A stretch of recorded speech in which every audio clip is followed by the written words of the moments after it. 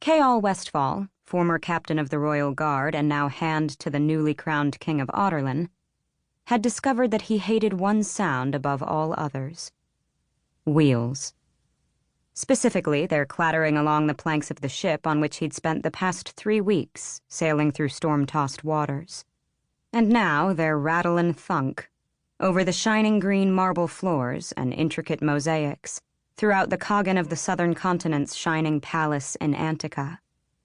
With nothing to do beyond sit in the wheeled chair that he deemed had become both his prison and his only path to seeing the world, Chaol took in the details of the sprawling palace, perched atop one of the capital city's countless hills. Every bit of material had been taken from and built in honor of some portion of the coggan's mighty empire. Those polished green floors his chair now clattered over were hewn from quarries in the southwest of the continent. The red pillars fashioned like mighty trees, their uppermost branches stretching across the domed ceilings high above.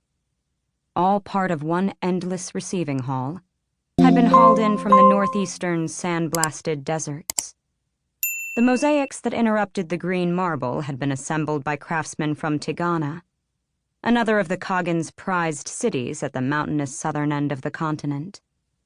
Each portrayed a scene from the cogganate's rich, brutal, glorious past.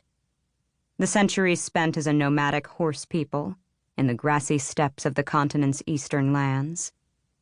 The emergence of the first coggan, a warlord who unified the scattered tribes into a conquering force that took the continent piece by piece, wielding cunning and strategic brilliance to forge a sweeping empire.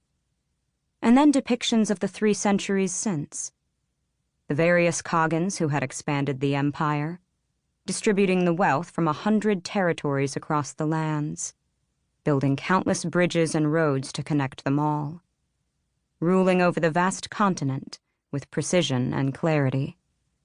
Perhaps the mosaics provided a vision of what Adarlan might have been, Chaol mused, as the murmurings of the gathered court flitted between the carved pillars and gilded domes ahead.